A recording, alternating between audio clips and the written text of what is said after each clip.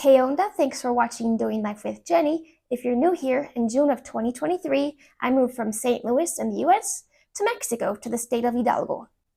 I'm here with Ruthie, my black lab Sammy, I guess is outside, to tell you about my experience here with the doctors in Mexico. Well, here's Sammy. I don't know if you can see him in the shot or not. So this video will be in two parts. First, the gynecologist, and the second part will be me going to the doctor for the first time where I was actually very sick. So we're going to talk about hoo-haws for a minute. So if that makes you uncomfortable, skip ahead a bit. So a few months ago, I went to the gynecologist just for a yearly checkup. I did briefly mention this in another video. I just gave you the cost, but I never told you about like the service or anything. So firstly, the doctor was very easy to get into. They could have gotten me in within a day or two, had my schedule allowed. But of course, I picked a day that was convenient for me. And I did choose one that was in Pachuca. There are gynecologists here in my small town. I really don't remember why I chose this place, but whatever, it ended up being a good choice. So it was 1,500 pesos for a complete exam. In the US, a typical yearly gyno visit is a pap smear and they feel your breast for any lumps. Here, it was a pap smear, an internal ultrasound, and not just any ultrasound. Their ultrasound has a camera on it, so you can see it all up on the screen. Things that you did not want to see. And it gets better. They send you a copy of the photos they took. I do not recommend hanging that in your photo frames or on your fridge. Anyway, when I first got there, they had me pee in a cup, which is also typical in the US, but not just to do a pregnancy test, they were also going to do a urine test. However, I already had a UTI at that time, so I don't know exactly what they all checked for, but they couldn't do it or they didn't have to because they already knew I had one. And since this is a medical video, I will add, I didn't have any UTI symptoms. I just happened to find out because I did blood work like a week or two beforehand, just because I was due for that kind of checkup. Anyway, then I wait a bit for my turn. They call me up to the office. He is a male doctor. He looks quite young. That does not matter to me, but I'm just sharing this in case you're in Pachuca and you're looking for an OBGYN so that I can share his information with you if you would like. So I get into the office, and in Mexico, the doctor's offices are like what you see on TV, where there's an actual desk and the doctor's on one side with his computer and you're on the other side. And then also in the office is like what you would expect, the exam room. So he sat me down and asked me the typical questions you would expect. What medications are you on? What's your history? Height and weight, all of that stuff. After he took down all of that information, we did the exam that I already explained to you. Then afterwards, he pricked my finger for an HIV test, which is not standard in the US. And then afterwards, he told me he would send me all of my results via WhatsApp, which is very typical in Mexico for doctors and businesses to communicate with you via WhatsApp. So I think a few weeks went by and I get a text with the results. And it says, "Hi, I would like you to come back to the office so we can go over some stuff." So I'm thinking, am I dying? What did they find? And I'm like, how urgent is it? Like, I'm on a very tight budget at the moment. He's like, no worries, I'll do it for free. Because he was going to charge me. Not that it was a whole lot, but I also had the expense of getting there and back as well. So I'm like looking through the results, Googling stuff, like, is this normal or not? Because the things they were referring to in the test, like I didn't even know what it was in English. So basically I get there and he says, "Oh yeah, there's nothing to worry about." So I'm thinking, you made me come all the way here to just tell me, "Oh yeah, everything's looking fine." But otherwise I had a very good experience. And I would highly recommend this doctor if you are comfortable with a male doctor. So doctor experience number 2. About 3 weeks ago now, I got pretty sick. Starting 5 weeks ago, sorry for TMI, I had a little bit of diarrhea, but pretty much nothing. It was like once or twice in the morning, and then I was fine the rest of the day. So I was Googling like, why would I only have diarrhea in the morning? and it kind of gave a list of options. And I had been on the antibiotic previously for the UTI, and that can cause diarrhea like months later. So I'm like, oh, okay, that's probably what it is. But then I got this headache that would not go away. I am prone to headaches, but usually there's a reason. Either I didn't sleep, or from being in fluorescent lighting too much, or being on the computer all day, every day. But the headache just wasn't going away like it usually does. And on top of that, I was so nauseous. It was one of those things like, if I could just puke, I will feel better, but I couldn't puke. I was a little dizzy as well. And kind of in the time leading up to this, I kind of feel like my lymph nodes are swollen under my armpits and maybe a little in my neck. And I had been craving orange juice or vitamin C a lot as well. So like the first day or two, you think, okay, I'm just sick, I'll get over it. But I didn't go over it, so I immediately went to the doctor. Most of the general doctors here are affiliated with a pharmacy. You can just walk in. There is no making an appointment. The first doctor, again, they have an actual desk in their office like you see in the movies in the US. I've never seen an actual desk in the US except for in the movies. And then the little exam off to the side. Anyway, the first doctor I went to didn't even want to listen to me.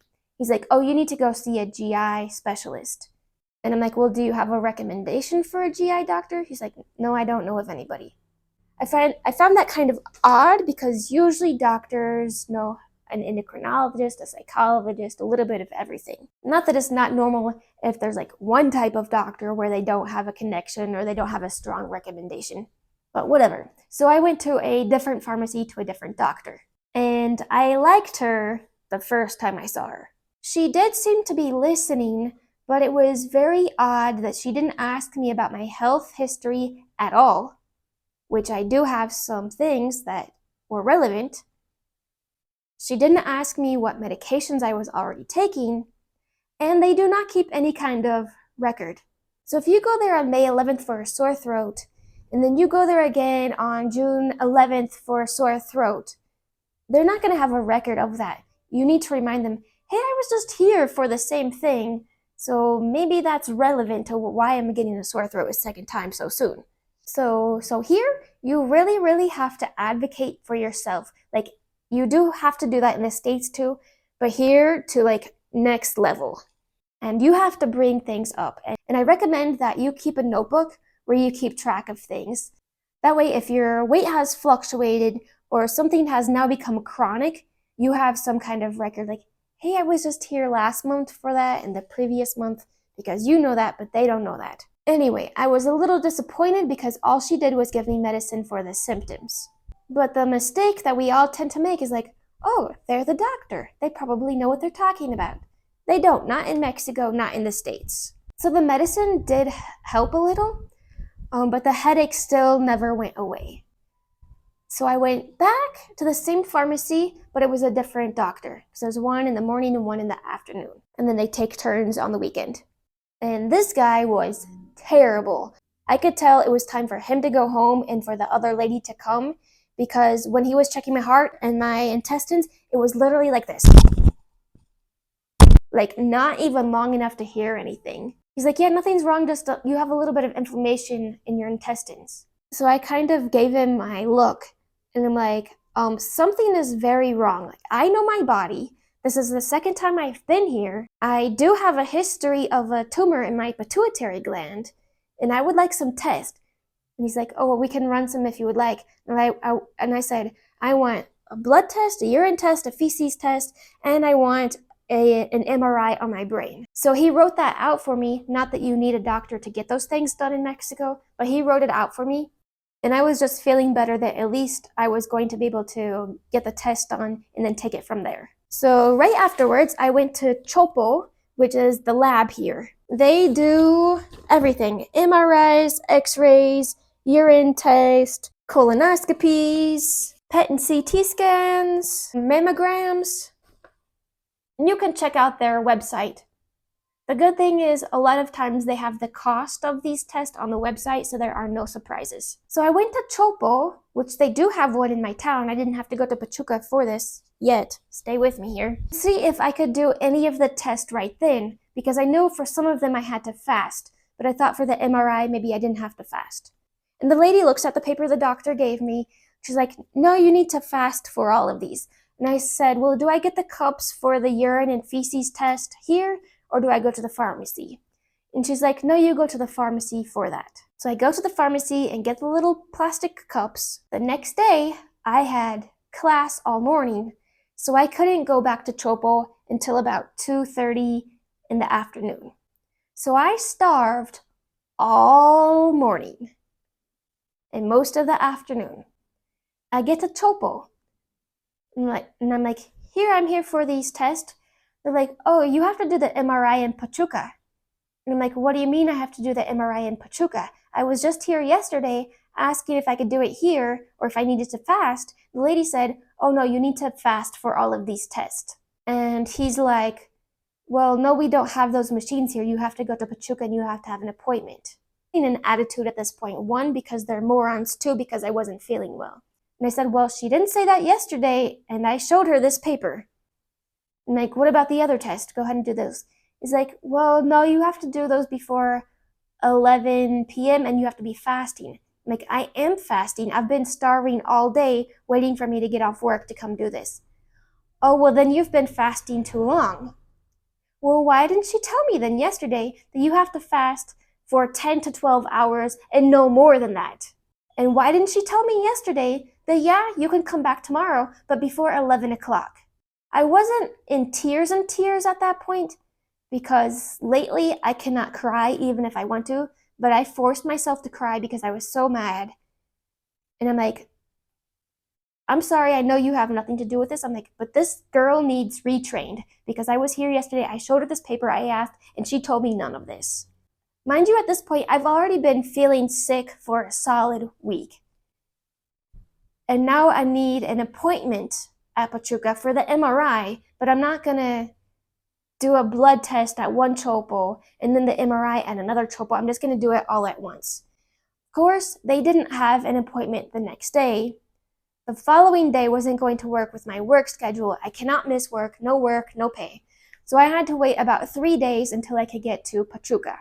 I got there early just to make sure I knew where I was going, and also because I had a class, I'm thinking, okay, maybe they'll get me in a little early to make sure I make it back on time for my class. And then poo-poo samples. In that same room, they gave me my little port for the MRI.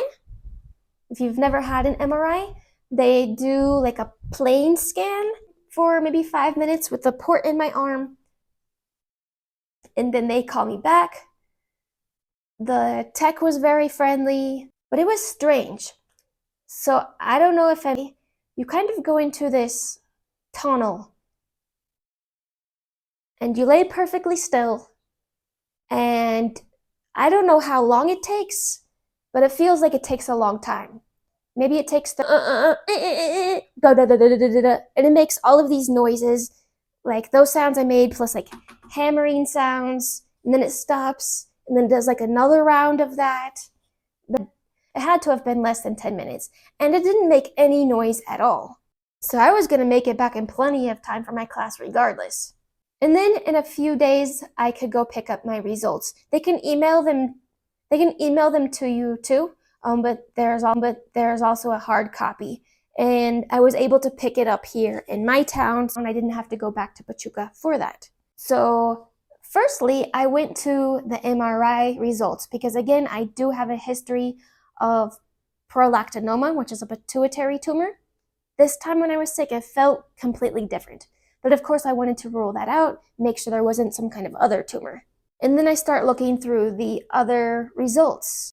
From my untrained eye, it looked like everything was good, except for the urine came back weird again, as if I had another UTI, which I've never had a UTI before, at least not with symptoms, and I still didn't have any symptoms this time.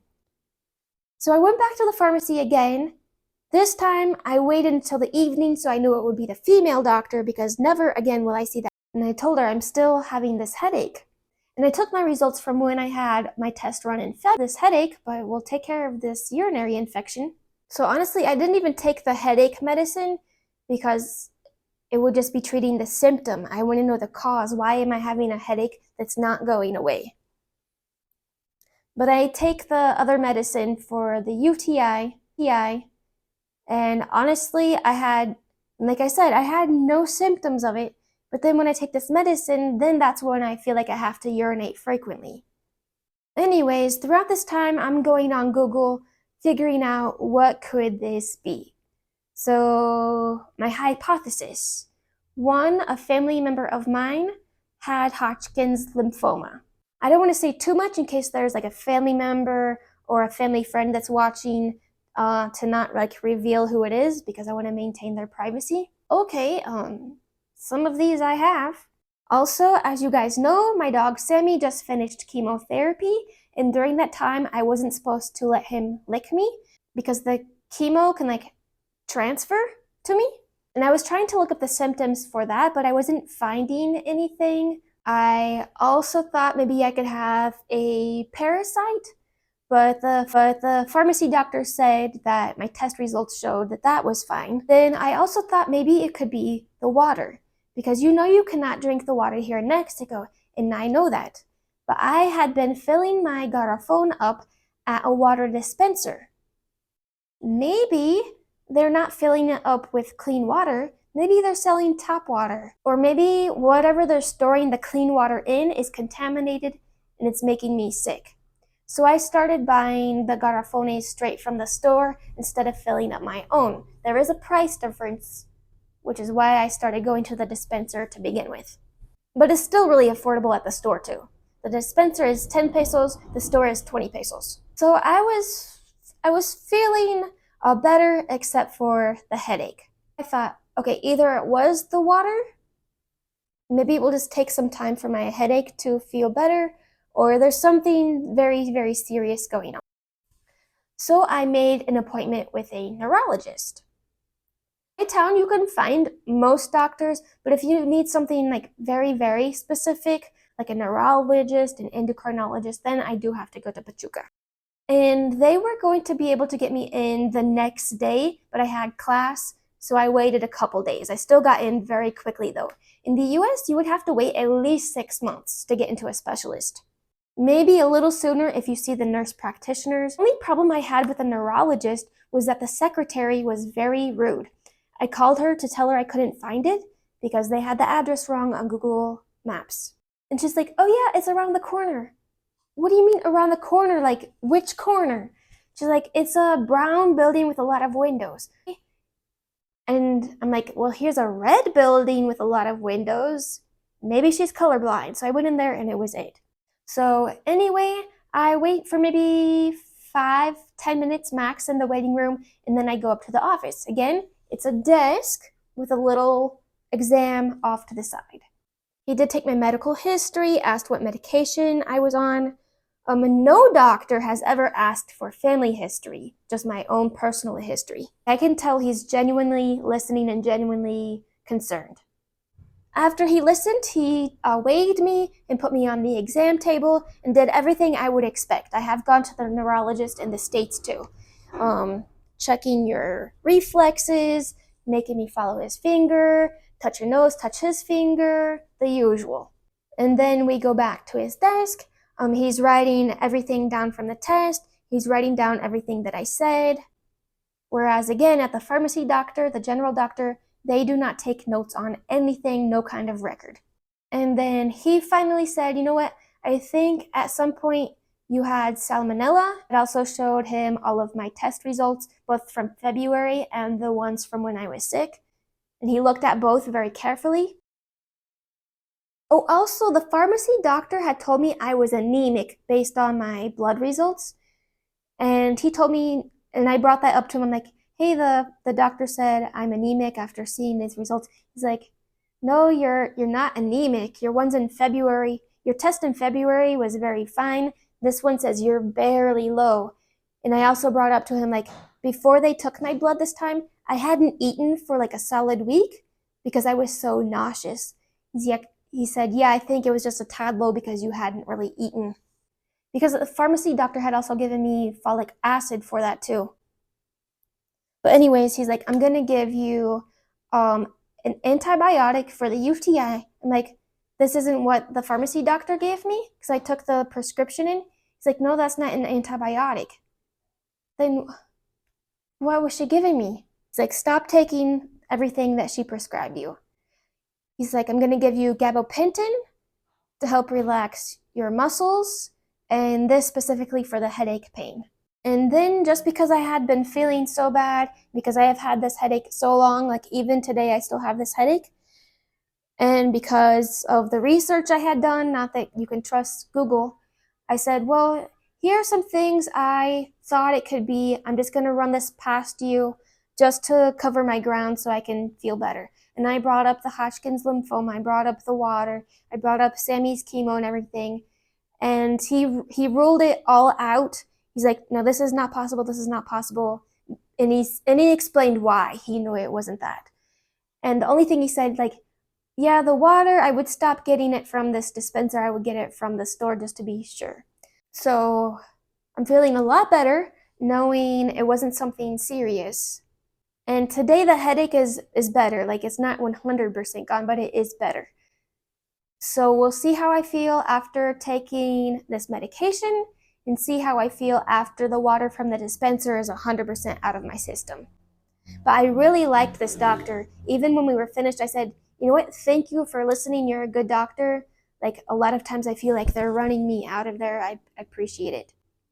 He's like, yeah, just if something happens, if you're not feeling better, text me via WhatsApp and let me know and I'll get you right in. So yeah, with my little experience here, I'm finding that the specialists have been incredible, but the general doctor, not so much. I feel like they're fine, like if you have a sore throat or a cough, but if you think there's something more serious going on, it's a pain in the butt, because the pharmacy doctor had no idea what they were talking about. I knew it was something that was going to be beyond what they could do. I had that feeling, but I thought at least they could point me in the right direction. Like, oh, I feel like it could be this, so you need to see this kind of doctor. You know what I mean? And when I got to the neurologist, I said, I feel like there's something very wrong. I don't know what kind of specialist I need to see, but I'm starting here because my primary concern or my primary complaint is the headache. And I said, I realize a lot of this stuff maybe is not related or it belongs to a different specialist. But yeah, he was incredible. And the neurologist was 700 pesos. So we'll end the video with a lovely picture of my brain. If you enjoy learning about life in Mexico or just want to follow me along on trips, be sure to subscribe and turn on that notification bell. Adios!